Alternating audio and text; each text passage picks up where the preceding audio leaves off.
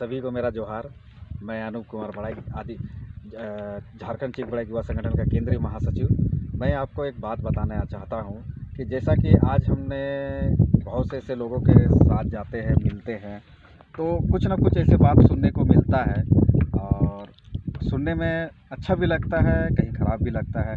जैसे कि हमारी जनजातीय समस्या को भी लेके हम बात करना चाह रहे हैं आप लोगों के साथ। हम बहुत दिनों से भी सोच रहे थे कि आपके साथ हम वीडियो शेयर करें, वीडियो बनाएं और हम अपनी बातों को रखना चाह रहे थे वीडियो के माध्यम से। तो मैसेज के माध्यम से रखते थे तो बहुत से लोग समझ नहीं पाते थे। तो मेरा ख्याल है कि इस वीडियो के माध्यम से एक अच्छा मैसेज भी जाएगा और हम बताना चाहते हैं कि जैसे कि झारखंड में आज आए दिन जैसे कि सरकार का 21 साल हो गया है और चीक बढ़ाई का और जैसे कि चीक का खतियान का समस्या आज तक नहीं सुधरा है। तो मानसिकता लोगों के प्रति बहुत अलग अलग तरह से आ रहा है, लोगों में सोच बदलते जा रहा है और ऐसे बदल रहा है जो कि लोग सोचते हैं कि चीक बड़ाई जनजाति नहीं है, कोई बोलते हैं कि चीक जनजाति नहीं है, कभी बोलते हैं कि बड़ाई आदिवासी में नहीं आता है। तो हम लोग के सामने ये बात सुनने को आता है तो मन में एक ठेस लगता है और हम लोगों को भी अपने मतलब कि अपने द्वारा प्रयास से हम बताते हैं कि नहीं, चीक और चीक ये तीनों एक ही जनजाति है। इसके आमीनी लिपि भूल की वजह से हमारे जनजातियों की समस्या बनी हुई है और खासकर ये भूल 1932 के समय हुआ था, 1908 के समय ऐसा नहीं हुआ था। एक चीज़ गौर करने की बात है, सबसे बड़ा चीज़ है कि जब ब्रिटिश काल के समय की बात बोले तो ब्रिटिश काल में 1909 में मतलब 1909 में जब CNT एक्ट लगा, जो कि फादर हॉफमैन बनाए थे इस एक्ट को, CNT एक्ट खासकर आदिवासी संरक्षण के लिए बनाए थे। तो इसके पीछे कहीं ना कहीं हमें लग रहा है कि षड्यंत्र है, हमारी जनजातियों के साथ षड्यंत्र किया गया, धोखा किया गया, जो कि ये सोचने और समझने की बात है।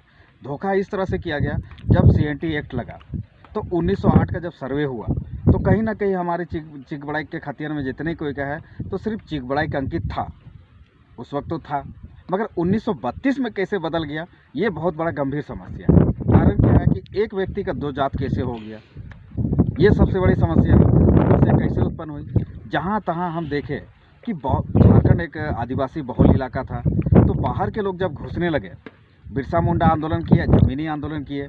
बिरसा मुंडा अंग्रेज से भी लड़े, मगर खासकर उसकी लड़ाई ज़मीन के साथ था और ज़मीन के साथ साथ यहाँ जो कि साहूकार हो गए, सेठ हो गए, जो कि आके ज़मीन लूट रहे थे। पता चला मेरा ज़मीन था 30 एकड़, उसको चढ़ा दिया, उसको दे दिया गया 10 एकड़ और अपने हाथ में आ गया 5 एकड़।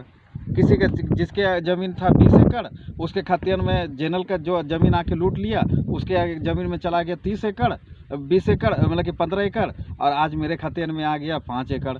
तो इस तरह का ज़मीनी लड़ाई चलता था। पहले तलवार की लड़ाई चलता था, उसके बाद कलम की लड़ाई चलने लग गई। कलम की लड़ाई में क्या दिक्कत आ गया कि हम लोग पढ़े लिखे नहीं थे। 1932 में कितने बड़ाई पढ़े लिखे थे, 1908 में तो कोई पढ़े लिखे नहीं थे।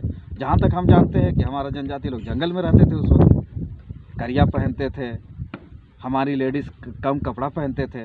तो ये चीज़ गंभीर समस्या था उस वक्त।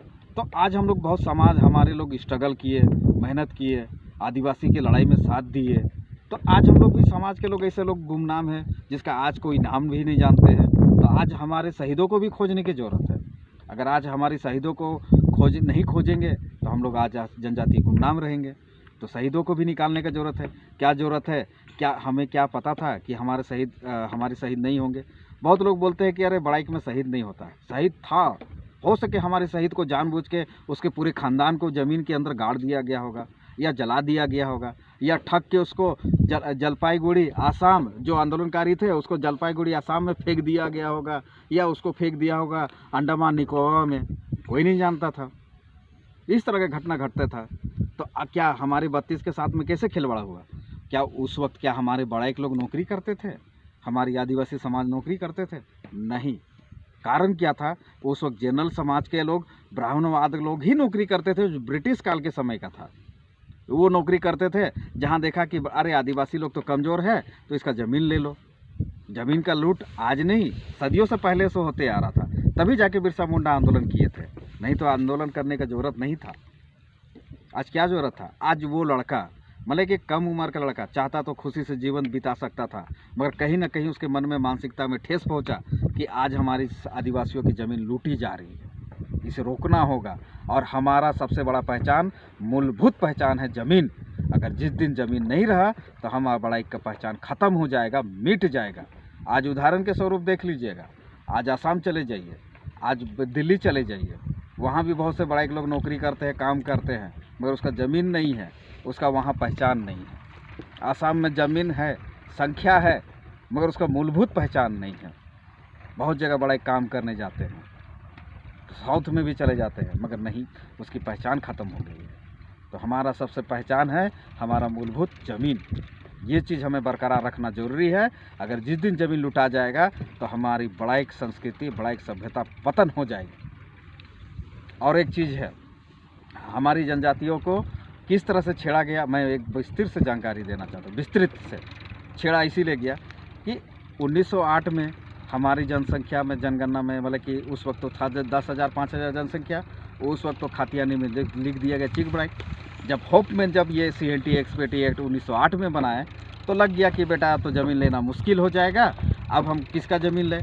कहा कि आंदोलनकारी में मुंडा और उरांव में बहुत तेज़ थे, तो उसका ज़मीन लेना तो मुश्किल था। सबसे कमज़ोर में दिखा लोहरा और बड़ाई के लोग में, तो इसका ज़मीन लेना आसान था। इसलिए कहा कि हम लोग की संख्या कम थे, कहीं देखते थे कि कहीं 4 घर है, कहीं 2 घर है, आज भी देखने को मिलता है, कहीं 2 घर है, कहीं 1 घर है, कहीं 10 घर है। तो देखा जहाँ कमज़ोर तबके के लोग मिलते हैं तो उसका ज़मीन तो लूटा जाता है। और शुरू से आदत है कमज़ोर तबके के वो लोग में बलवान लोग राज करना, तो उस वक्त भी राज करते थे, आज भी राज कर रहे हैं। तो उस वक्त इस तरह का खेला हुआ होगा। और 1932 में खातियान कैसे चेंज हो गया होगा कि सर्वे टीम में देखा कि बेटा ये लोग तो पढ़ने लिखने वाला नहीं है, अगर इसका खातियान चेंज कर लेंगे तो ईजी से ज़मीन लूट लेंगे। तो क्या किया, इसके खातियान में चेंज कर दो, किसी के खातियान में बड़ाई लिख दो, किसी के खातियान में चीक लिख दो, किसी के खातियान में जदुवंशी छतरी लिख दो।